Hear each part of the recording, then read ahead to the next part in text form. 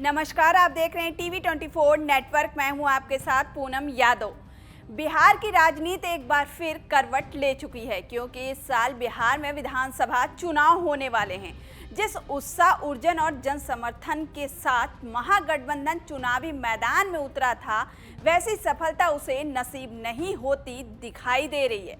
चुनाव को देखते हुए एक तरफ विपक्ष दल यानी महागठबंधन एसआईआर से लेकर वोट चोरी के मुद्दे पर चुनाव आयोग और बीजेपी को लगातार घेर रहा है, तो वहीं दूसरी तरफ एनडीए में सीट शेयरिंग के मुद्दे पर सहमति के बावजूद दो दलों यानी बीजेपी और जेडीयू के बीच जबरदस्त टक्कर देखने को मिल रहा है। इसी बीच बिहार विधानसभा चुनाव 2025 को लेकर ये साफ हो गया है कि बिहार के 243 सीटों पर महागठबंधन और एनडीए के बीच सीधी टक्कर नहीं होने जा रही है। अब सत्ता की लड़ाई में महागठबंधन का दुर्भाग्य कह लें या फिर वर्तमान राजनीतिक परिस्थिति में राजनीतिक महत्वाकांक्षा के साथ चुनावी जंग में उतर चुकी राज्य में नई नई पार्टियां हैं। ये चुनाव सबसे ज्यादा नुकसान महागठबंधन में शामिल दलों को करने जा रही है। ऐसा इसलिए क्योंकि ये छोटी पार्टियां महागठबंधन और एनडीए के बीच सीधी फाइट को बहुकोणीय बना दी हैं, जिसकी वजह से ये नई पार्टियां महागठबंधन को नुकसान पहुंचाएंगी। आपको बताते चले कि साल 2025 का चुनावी जंग कुछ नई पार्टियों के चुनावी जंग में शामिल होने का गवाह भी बनेगा। इनमें से कुछ जाति और कुछ धर्म आधारित पार्टियां हैं जो सीधे सीधे महागठबंधन को नुकसान पहुंचा सकती हैं। इस खास वजह से चुनावी जंग में उतर चुकी कई पार्टियों पर बीजेपी का बी टीम होने का आरोप लगा रहे हैं। कुछ दलों को यहां तक कहा जाने लगा है कि ये सत्ता के द्वारा काम करने वाली पार्टियां हैं। इस आरोप के पीछे का तर्क ये है कि ये पार्टियां महागठबंधन के आधार पर वोट को काटती हैं और इसका फायदा सीधे सत्ताधारी दल को होता है। आपको बता दें कि बिहार में महागठबंधन बेरोजगार, शिक्षा, महंगाई और कृषि जैसे मुद्दे पर आक्रामकता दिखाते हुए चुनावी मैदान में उतरा हुआ है। तेजस्वी यादव के नेतृत्व में महागठबंधन ने युवाओं को 10 लाख नौकरियों का वादा किया था और रैलियों में भारी भीड़ उमड़ी थी।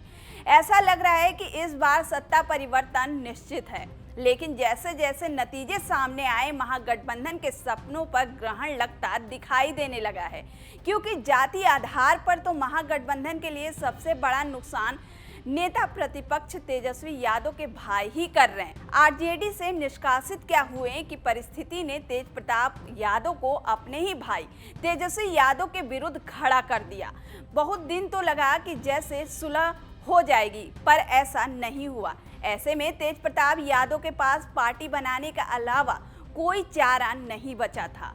फिर एकला चलो की राह पर चलते हुए पहले टीम तेज प्रताप यादव बनाया और फिर एक कदम आगे बढ़ते जनशक्ति जनता दल बनाकर एक चुनावी जंग में उतरने का ऐलान कर दिया।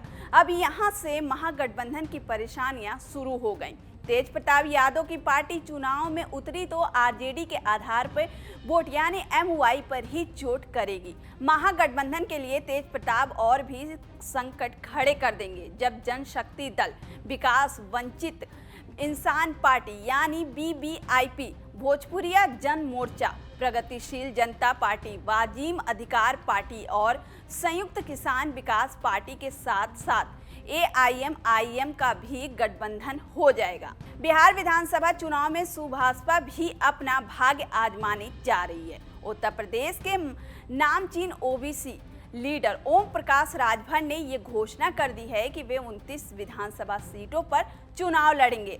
अब चूंकि राजभर एक पिछड़ा नेता हैं, इसीलिए जिस विधानसभा से उनके उम्मीदवार लड़ेंगे वे पिछड़ों का वोट काटेंगे, जिसका प्रतिकूल प्रभाव महागठबंधन पर पड़ेगा।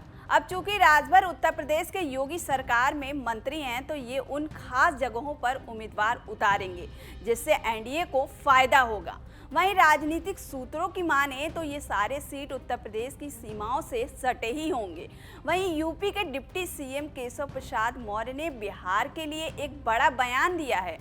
उपराष्ट्रपति चुनाव के परिणामों का जिक्र करते हुए एक और जहां उन्होंने इंडिया अलायंस पर नक्सलवाद को बढ़ावा देने का अप्रत्यक्ष आरोप लगाया, तो वहीं दूसरी ओर बिहार विधानसभा चुनाव का जिक्र किया। सोशल मीडिया साइट एक्स पर केशव प्रसाद मौर्य ने लिखा, एनडीए गठबंधन को धता बताकर राजग गठबंधन ने उपराष्ट्रपति का चुनाव 60% से अधिक मतों से जीता है।